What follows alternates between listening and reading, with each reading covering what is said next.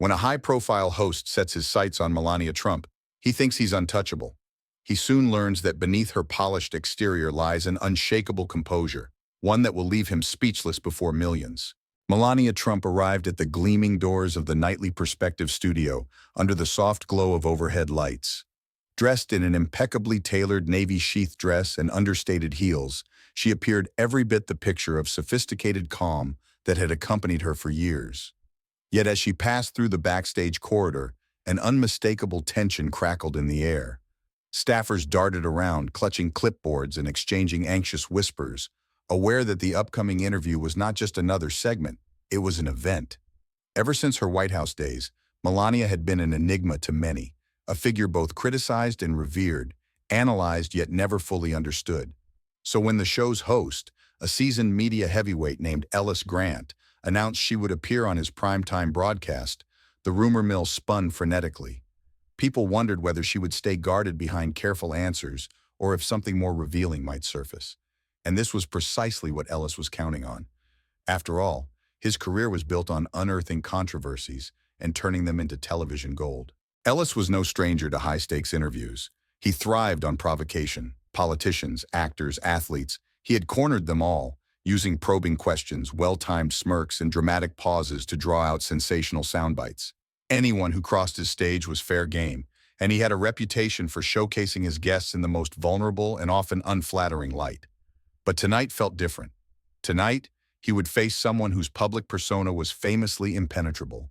His plan was straightforward: push, prod, and watch her crack. He was certain that Melania Trump, so often dismissed as reserved or detached, would either fold under pressure or slip into a defensive rant that would dominate headlines. As the cameras were readied and the crew carried out their final checks, Ellis sat confidently at his sleek wooden desk, imagining the dramatic confrontation that would soon unfold. Little did he know, however, that the story he envisioned would not be the one the audience would witness. The show's iconic neon sign flickered as the warm-up music played, and the live audience settled into their seats. The stage lights were bright enough to reveal every flicker of emotion, every bead of sweat. Ellis offered them his trademark grin before launching into a brief monologue about the evening's main attraction. Viewers at home could sense his excitement bubbling beneath the polished exterior. When the cameras cut to Melania, gracefully seated across from him in a cream-colored armchair, the crowd applauded politely, though an undercurrent of curiosity rippled through them. From the moment Ellis introduced her, there was an electric current in the air, as though both the audience and the host anticipated some explosive drama. "Melania," Ellis began with a slight tilt of his head, "it's been quite a ride for you these past several years. I'm glad you could join us tonight to share your unique perspective." His tone was deceptively cordial, laced with subtle condescension. Melania inclined her head, a soft smile on her lips. "Thank you for having me," she answered, her voice steady. "I look forward to our discussion."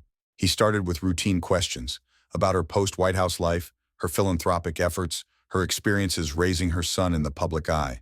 She answered with concise yet genuine replies, revealing enough to hold interest but never stepping into the traps Ellis tried to lay. She had become adept at these interviews, even as speculation and criticism continued to shadow her. Her slight accent and calm demeanor kept Ellis at bay initially, but in the back of his mind, he was mapping out how he might steer this conversation into trickier territory. Ellis cleared his throat. "So you focused heavily on children's causes," he commented, leaning forward. "There's a sense out there that your initiatives, while well-meaning, didn't quite get the traction they needed. Some people would say your Be Best campaign was overshadowed by the political climate. Do you agree?" Melania's expression remained poised. "I believe every initiative requires time and constant work," she said. "The climate around us was intense, but my focus never wavered. Be Best was about encouraging children to be mindful and kind. I still believe in it wholeheartedly." Ellis nodded thoughtfully, though behind his eyes a hint of impatience flickered. He was testing the waters, trying to see if she would flinch. "Right," he replied.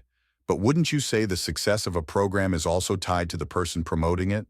If the public sees that person as aloof or not deeply involved, the message can be lost. Do you think people misunderstood your role?" She paused. "I think some choose to misunderstand. It's easier to categorize me as one thing instead of looking at my actions. My role was clear: to advocate for children's well-being, online safety, and healthy living. Whether people appreciated it or not is their choice, but I know the impact firsthand. Ellis's lips curled into a practiced half-smile. He shifted in his seat, determined to assert dominance. Fair enough, but that leads me to a question many have asked. How connected were you to policy decisions during your husband's administration? We saw you at official events, foreign visits, and speeches, but there's a perception you were largely a silent bystander. Was that by design? A flicker passed through Melania's eyes, but she remained composed. I was fully engaged in matters that aligned with my interests and responsibilities as First Lady. However, I've always believed in respecting boundaries. My focus was on the causes I championed. Policy-making is the domain of elected officials. I offered my perspective when appropriate, but not everything happens on camera. That's something people seem to forget. The audience members leaned forward, sensing the conversation intensifying. Ellis picked up on that too. You say you offered your perspective when appropriate. That's interesting, because sometimes the public expected more, especially in situations involving controversies or sensitive issues. Were there times you disagreed with decisions being made? Melania's jaw set, though her voice maintained its steady rhythm. Of course, in any relationship there are disagreements, but I don't believe in turning such moments into media spectacles. Private disagreements remain private. Ellis pounced. But you were the First Lady, not just a private individual. Many argue that with a platform as large as yours, staying silent can send a message of complicity, especially in a charged political environment. Her gaze met his. Staying silent, she echoed, or staying measured. There's a difference. I spoke when I felt it mattered, and I avoided fueling needless drama. The First Lady isn't elected, but she can lead by example in how she carries herself. He let out a brief chuckle, then faced the camera as though sharing a joke with the audience. I'm sure people would love to hear more about those private disagreements. Did they ever involve the tone of certain tweets, perhaps? A faint tightening around her eyes was the only sign of annoyance. I think we all know the tone you're referring to. It's not a secret that the public and the media fixated on social media statements. But that was my husband's domain. I had my own way of expressing myself, just as he had his. Ellis pressed on, the momentum feeding his curiosity. But as someone who advocated for better online behavior, wouldn't you say there's a bit of hypocrisy there, especially given some of those late-night posts? A titter ran through the audience. Ellis leaned back, crossing his legs and signaling with his body language that he was sure he had cornered her. A less experienced guest might have bristled or tried to change the subject, but Melania refused to flinch. She drew in a measured breath. My advocacy for children's online safety stemmed from a desire to help them navigate a digital world that can be harsh. It was never solely about political tweets. The internet is vast, and there are far more dangerous influences online than the occasional ill-phrased comment. Ellis arched a brow. Occasional? That's an interesting descriptor. So are we saying it's okay to let certain behaviors slide, as long as it's in line with personal freedom? Melania's face remained a mask of calm. I think every person has a responsibility to be mindful of what they say, but people are human. Mistakes happen, words can be harsh, and in politics, tensions run high. My stance has always been to focus on positivity and education, not to police every tweet. The audience tensed, sensing a standoff. Ellis decided to push deeper. Earlier, you mentioned the public chooses how to perceive you. In many interviews, you've been tight-lipped, revealing little about your personal thoughts. Some say that elusiveness only makes you harder to understand. Don't you think it contributes to these misunderstandings you speak of? She nodded slightly. That may be true, but I don't believe in wearing my heart on my sleeve just to satisfy public curiosity. People sometimes want drama. I don't offer it, so they invent their own narratives. I'm sure you've seen it yourself as a commentator. Ellis paused, caught off guard by her directness. Interesting approach. But in our line of work, if you're not providing clarity, speculation fills the gap. People crave authenticity, especially from someone who held such a visible role. Melania gave a hint of a smile. Authenticity doesn't always mean spilling every thought in front of a camera. It means staying true to who you are, regardless of public pressure. Over time, you learn that you can't control how others perceive you. You can only control your response. Ellis's eyes flashed as he realized she wasn't taking his bait. She was parrying each question with an almost effortless composure. So he shifted tactics. Let's talk about your influence behind the scenes. There's a rumor that you clashed with certain staff members, that you demanded changes in protocol, even that you were more powerful than people give you credit for. Care to address those rumors? Melania shrugged lightly. I expect professionalism and respect. If demanding those things is seen as asserting power, then so be it. But I never needed to throw my weight around. I simply made sure the work got done properly. Protocol in the White House is about tradition and order, not about ego. Ellis didn't miss a beat. There are still some interesting stories out there about staff changes and even West Wing relocations. Was that all about tradition and order? She exhaled, allowing a hint of exasperation to surface. The White House staff is extensive, and changes happen for many reasons. Sometimes people simply aren't the right fit.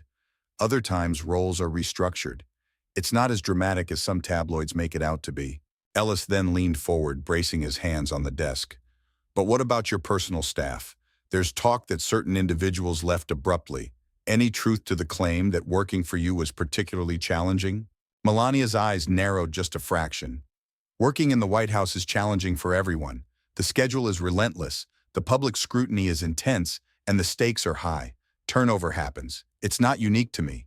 He pressed his fingertips together. Okay, fair enough. Let's pivot to something else. Your personal brand has always been about elegance and composure. Yet your critics say that allows you to dodge tough questions, like this one. Some people blame you for remaining silent when they felt you should have spoken up against specific controversies, whether it was immigration policies separating families at the border or statements made about certain communities. Did you ever feel compelled to speak out more forcefully and just chose not to? She lowered her gaze momentarily. I don't believe in fueling public outrage just for the sake of making headlines. My work behind the scenes was focused on bridging gaps, especially for children affected by any crisis. When it comes to complex political issues, I did what I could within my role, but there were lines I wouldn't cross, not because I didn't care, but because my direct involvement wouldn't necessarily change policy. Others could do more in that arena. Ellis tilted his head. People might call that an excuse, that it's easy to say you focused on children and remained silent on bigger issues. What do you say to them? Her voice stayed level, but a note of firmness crept in. They're entitled to their opinion, but I ask them, what tangible actions have they taken? It's easy to criticize from the outside. It's much harder to work from within and stay true to your mission. Children were my mission. There it was again, the unwavering conviction Ellis hadn't expected. He had prepared to see her flustered or defensive, yet she stood her ground with a controlled confidence that left him grasping at straws. Still, he wouldn't concede. He took a moment, glancing at his notes as though searching for the next angle. Let's talk personal identity. You're known to have a strong sense of independence. You didn't always align with your husband on certain values, especially given your background as an immigrant to this country. Tell me, how did you reconcile your own beliefs with the administration's stance on immigration? She paused, and the tension in the room soared. The audience was utterly silent, ears pricked for any slip or admission of conflict. My journey as an immigrant is part of who I am, she said carefully. I understand the hopes of those seeking a better life. But I also understand the need for lawful processes. Reconciling personal beliefs with policy is never simple. However, I always acted with empathy and tried to ensure people understood that compassion shouldn't be lost in the debate. Ellis's smile sharpened. Compassion isn't always the word people would use to describe the administration's approach. It was a direct provocation, a challenge almost daring her to lash out. Melania held his gaze. Policy is shaped by many voices, not just one. That doesn't mean every voice is ignored, but we're talking about an incredibly complicated system, and while I empathize deeply, I also respect the rule of law. Balancing these two ideas is part of the American story. The crowd seemed enraptured by the exchange, half expecting fireworks that never fully ignited. The tension was more subtle, a tug-of-war between Ellis's persistent attempts to corner Melania and her unwavering serenity. Even those skeptical of her left the theater that night rethinking their assumptions. Ellis tried another approach.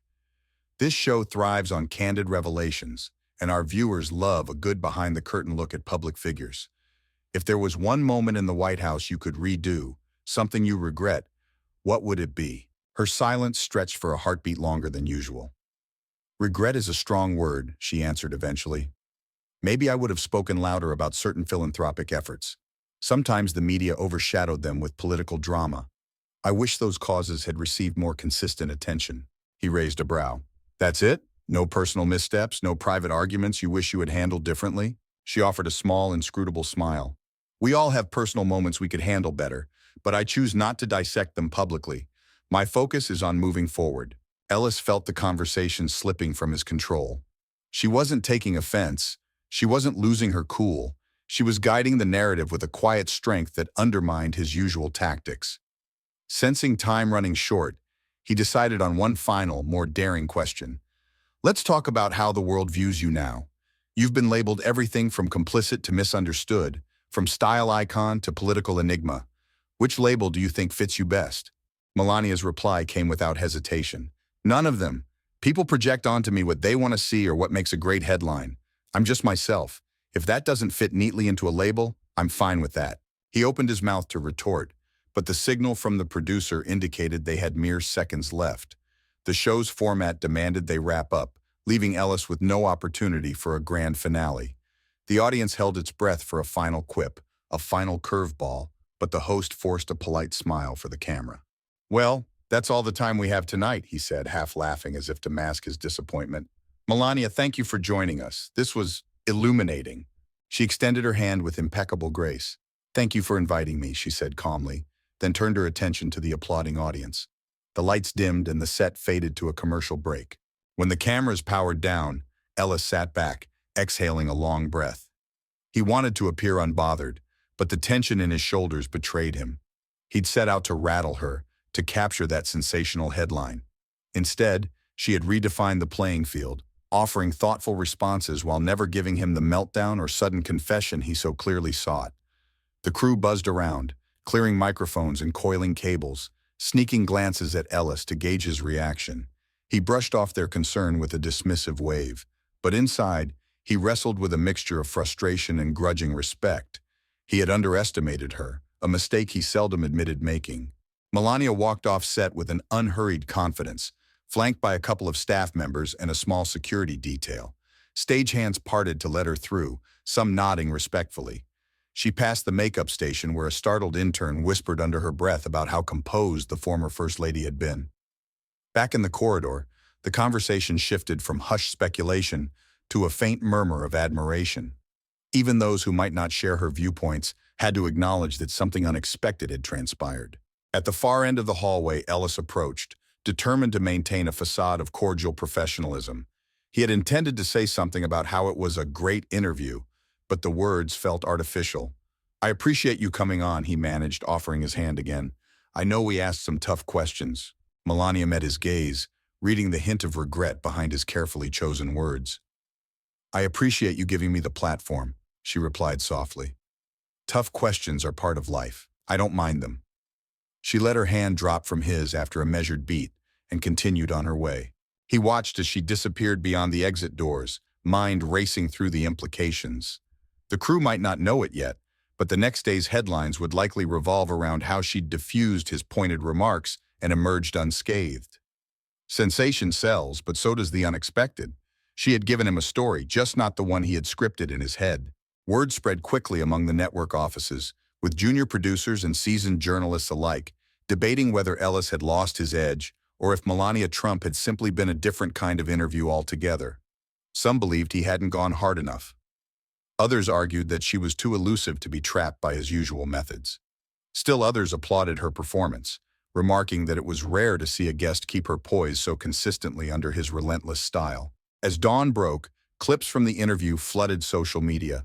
Different factions dissected each moment, each line of questioning. Some praised her for not taking the bait, calling her a master of composure. Others claimed she had skillfully dodged accountability. Ellis's name trended along with Melania's, but the tone of the commentary was not what he preferred.